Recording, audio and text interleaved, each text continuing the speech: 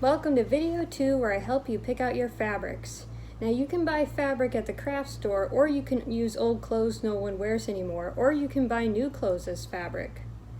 If you buy new fabric at the craft store or new clothes, it is really important that you wash and dry it before measuring and cutting. New fabric almost always shrinks in the wash the first time it is cleaned, and you don't want it to shrink after you've gone through the trouble of cutting and sewing it.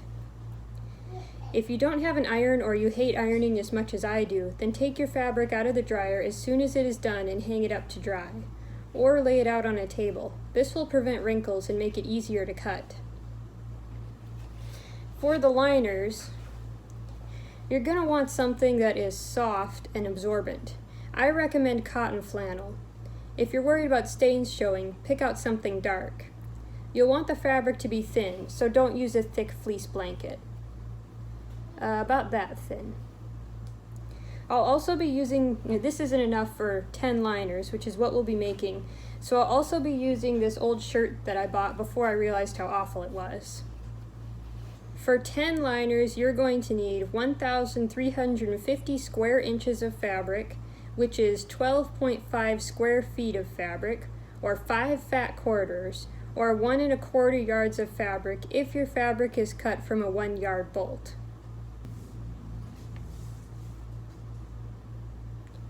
For the shields, you'll need sturdy, thin fabric that doesn't stretch. I like to use cotton quilting fabric. Again, if you don't want stains to show, pick out something dark. I'll be using some quilt fabric I have left over from another project. You'll be making 3 shields, so you'll need 623 square inches of fabric, or 6 square feet of fabric, or 2 fat quarters, or 1/2 yard from a 1-yard bolt. For the shields, you'll also need waterproof fabric to go in between the top and bottom layers. Now you can get waterproof fabric from an old raincoat, an umbrella, a tent, or a shower curtain, which is what I'm doing. I'm using this shower curtain, which I don't need anymore. If the waterproof fabric you choose has never gone through the washer and dryer before, then you should definitely put it through before using it. You have to make sure it doesn't shrink or melt. Now, the way to do that without ruining your machine, you cut out a little square of the fabric, and I wrapped it up in a scrap piece of fabric, like a little ratty washcloth, something you don't care about. Wrapped a rubber band around it, and then put it through the washer and dryer with my other clothes. That way it'll only ruin the scrap of fabric if it melts, and you won't have to worry about your machines or your other clothes.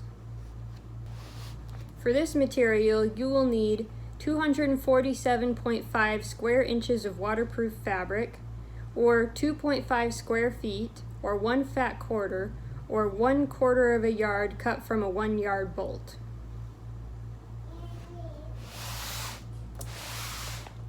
Now for the transport bags, you're going to need the waterproof fabric, and you're also going to need a cover if you want to. You don't have to, you can just use the waterproof fabric, or you can cover it so that it looks pretty, or maybe you just want it to look cute. I kind of like it when it looks cute, so I'm going to cover it in fabric.